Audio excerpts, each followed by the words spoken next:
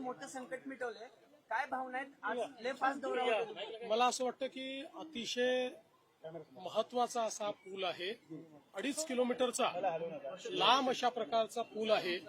3 टप्प्यातला पूल आहे. त्याच्यामुळे मोठ्या प्रमाणात ट्रॅफिकचं जे काही मॅनेजमेंट आहे ते या पुलामुळे सुकर होणार आहे आणि जो काही एक ट्रॅफिक जॅमचा फटका पडत होता तो दूर होणार आहे. याच्याने पोल्युशन कमी होणार आहे आणि म्हणून मला असं वाटतं की पुणेकरांना हा एक अतिशय चांगला अशा प्रकारचा या गणेशोत्सवाच्या काळातला एक उपहार हा या ठिकाणी देण्यात आलेला आहे. आणि सगळ्यात महत्वाचं आहे की याची जी ठरलेली तारीख नियोजित डेट होती जी कंत्राटदाराला दिली होती त्यापेक्षा 6 महिने आधी त्याचं काम पूर्ण करून आज त्याचं लोकार्पण करण्यात आलंय.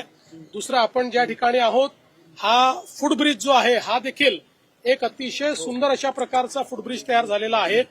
पेठांमधले जे काही आमचे मेट्रोचे सगळे ट्रॅव्हलर्स आहेत त्यांच्याकरता तर अतिशय चांगल्या पद्धतीनं ही कनेक्टिव्हिटी तयार झालेली आहे.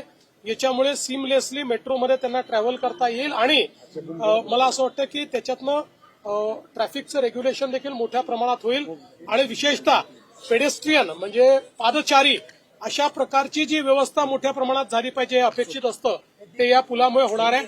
आणि आपण बघू शकता अतिशय आयकॉनिक अशा प्रकारचं स्ट्रक्चर या पुलामुळे तयार झालंय. हे मला असं वाटतं अत्यंत महत्वाचं आहे. सर, कोर्टात आज सुनावणी पार पडली आंदोलनासंदर्भात आणि 4 वाजेपर्यंत मुंबईचे रस्ते मोकळे करा अशा पद्धतीचे कोर्टाचे आदेश आहेत आणि इतर ठिकाणी आंदोलन होणार नाही याची देखील काळजी घेण्यात येईल. मला असं वाटतं मी प्रवासात असल्यामुळे कोर्टाने नेमकं काय म्हटलंय ते मी ऐकलेलं नाही. पण कोर्टाने मला जे समजलं त्यात हेच सांगितलेलं आहे की जी काही परवानगी होती ती परवानगी काही अटी शर्तींचा होती त्याचं उल्लंघन झालेलं आहे आणि विशेषतः रस्त्यावर जे काही गोष्टी चाललेल्या आहेत त्या संदर्भात कोर्टाने प्रचंड नाराजी व्यक्त केलेली आहे आणि काही निर्देश हे दिलेले आहेत.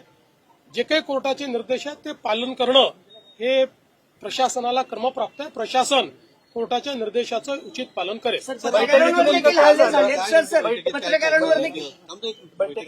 बैठकीमध्ये आम्ही सगळ्या लिगल ऑप्शन्सचा विचार केला.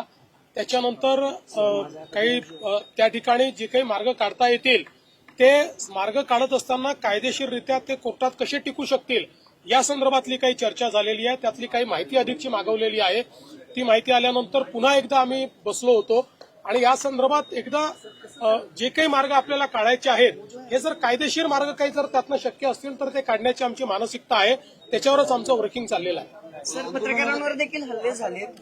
खरं तर आम्ही मुंबईतल्या असोसिएशनला पत्र देखील लिहिले की हे सगळं चुकीचं आहे. महिला पत्रकारांवर विनयभंग करण्याचा प्रकार देखील घडले. मला असं वाटतं की हे अतिशय चुकीचं आहे. पत्रकारांवर हल्ला आणि विशेषतः महिला पत्रकारांचा विनयभंग हे कुठेतरी गालबोट लावणार आहे. कारण आपण 30 पेक्षा जास्त मराठा मोर्चे बघितलेले आहेत. त्याची शिस्त बघितलेली आहे आणि मला असं वाटतं की त्या मोर्चांनंतर सरकारने सकारात्मकतेनं केलेला निर्णय देखील त्या काळातला किंवा शिंदे साहेबांच्या काळातला आपण बघितलेला आहे. त्यामुळे अशा प्रकारे शेवटी पत्रकार असतील किंवा विशेषतः महिला पत्रकार हे आपलं काम करत असतात. त्या ठिकाणी रिपोर्टिंग करत असतात. किंबहुना लोकशाहीमध्ये तुमची भावनाच पोचवण्याचा प्रयत्न करत असतात. अशावेळी त्यांच्यावर असा हल्ला होणं हे बिलकुल महाराष्ट्राच्या एकूण संस्कृतीला शोभणारं नाही. अतिशय अशोभनीय आहे आणि याचा सगळ्या स्तरावर निषेध झालाच पाहिजे. होत्या त्यांनी तुमचा जुना एक व्हिडिओ दाखवला तुमच्या भाषणाचा मराठा आरक्षणासंदर्भातला आणि त्या संदर्भात सरकार कुठेही चर्चा करताना दिसत नाही. पहिल्यांदा तर असं आहे की माझी सुप्रियाताई सहित सगळ्यांना विनंती आहे की अशा प्रकारच्या सामाजिक प्रश्नावर राजकीय पोळी भाजणं हे बंद केलं पाहिजे. कारण त्यातनं आपलंच तोंड पोळतं. आणि दुसरं महत्वाचं लक्षात ठेवा की खरं तर हा त्यांनी स्वतःला विचारला पाहिजे प्रश्न की मराठा समाजाचे प्रश्न इतके का चिघळले आणि त्याच्यावर सोल्युशन काढलं कोणी? त्यांच्या काळात निघालं का सोल्युशन? काढलं का त्यांनी? उलट मध्ये पुन्हा 2.5 वर्षाचं सरकार होतं त्यावेळी तर एकही निर्णय मराठा समाजाच्या बाजूने त्यांनी घेतले नाहीत. जे निर्णय झाले मी घेतले, शिंदे साहेबांनी घेतला, तर पुन्हा आमचं सरकार त्या ठिकाणी घेत आहे. त्यामुळे मला असं वाटतं की आपली राजकीय पोळी भासणं त्यांनी बंद केलं पाहिजे. सर साऊथ मुंबईच्या लॉ एन्फोर्समेंट कोलॅप्स झाली अशी टीका केली जाते. काही ऍक्टर्सनी सुद्धा तसे ट्विट केले. नाही, लॉ एन्फोर्समेंट कोलॅप्स झालं असं म्हणता येणार नाही. कारण काही ठिकाणी स्पोरॅडिक अशा प्रकारचे बंद आणि रास्ता रोको झाले. त्या ठिकाणी अर्ध्या तासात, 15 मिनिटात, 20 मिनिटात पोलिसांनी ते रस्ते रिकामे केलेले आहेत.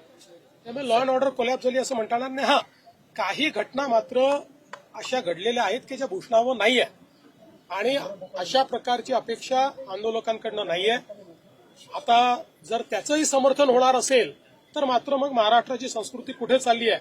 आपण छत्रपती शिवरायांचं नाव सांगणारे लोक आहोत, आपण छत्रपतींचा इतिहास सांगणारे लोक आहोत आणि छत्रपतींचा इतिहास सांगत असताना अशा प्रकारे जर आपण वागलो तर कुठेतरी आपण त्या ठिकाणी छत्रपतींचा अपमान करतो आहोत का, त्यांच्या संस्कृतीचा अपमान करतो आहोत का, अशा प्रकारचा प्रश्न आहे. आणि म्हणून शेवटी माननीय उच्च न्यायालयाने याचा कॉग्निझन्स घेतलाय. सरकारचा प्रयत्न असतो की सामंजस्याने गोष्टी झाल्या पाहिजेत.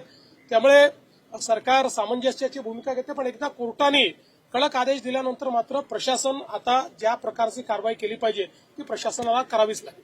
साधारण कधीपर्यंत यातून म्हणजे किमान चर्चा मार्ग असं आहे की आजही त्या ठिकाणी विखे पाटील साहेबांनी सांगितलं की तुमचं काही शिष्टमंडळ असेल, चर्चा करणारे लोक असतील, चर्चा करायची कोणाशी? माईकवर चर्चा करा, अशी चर्चा होते का मला सांगा. तरी आम्ही आपलं त्यांच्याकडनं काही आलं तर आम्ही त्याच्यावर प्रयत्न करतो. त्यांनी एक निवेदन दिलंय, त्या निवेदनातनं काय मार्ग निघू शकतो ते आम्ही बघतो. कारण शेवटी सरकारला त्या ठिकाणी कुठली आडमुठेपणाची भूमिका घेता येत नाही. सरकार कधी कुठला इगो धरत नाही. त्याच्यामुळे त्यातनंही जो काही मार्ग काढता येईल तो काढतोय. जर चर्चेला कोणी समोर आलं तर लवकर येईल. सर मुंबईत हा विषय केंद्राकडे पण महत्वाचा जाणं गरजेचं आहे. त्या बाबतीत राज्य सरकारची कायदे तज्ज्ञांचं नाही हे म्हणणं काल पवार साहेबांनी मांडलेलं आहे. पण कायदे तज्ज्ञांनी हे स्पष्ट सांगितलं आणि सुप्रीम कोर्टाने सांगितलंय की हा मुद्दा राज्याच्याच अखत्यारीतला आहे, हा केंद्राच्या अखत्यारीतला नाही. सर मुंबईत व्यापाऱ्यांकडनं सुद्धा एक पत्र देण्यात आलेलं आहे की कुठेतरी मुंबई स्टँडस्टिल पोझिशनमध्ये येते. या व्यापाऱ्यांना काय आव्हान असेल? मला असं वाटतं की आम्ही बघा पहिल्या दिवशी जो काही थोडा काही लोकांनी धुडगूस घातला त्यामुळे व्यापाऱ्यांनी दुकानं बंद केली, ते निघून गेले आणि मग लगेच आम्हाला उपाशी ठेवण्याचा प्रयत्न केला वगैरे आरोप लागले. पण ते काही कोणीही त्या व्यापाऱ्यांना सांगितलं नव्हतं. तिथे काही लोकांनी धुडगूस केल्यामुळेच ते व्यापारी निघून गेले होते. म्हणून नंतर आम्ही त्यांना सांगितलं तुम्ही दुकानं उघडी ठेवा, आम्ही पोलीस फोर्स ठेवतोय, कुठेही आम्ही काय उधळणार नाही. त्यांनी दुकानं उघडी ठेवली, दुकानं उघडी आहे. सर या सगळ्या प्रकरणी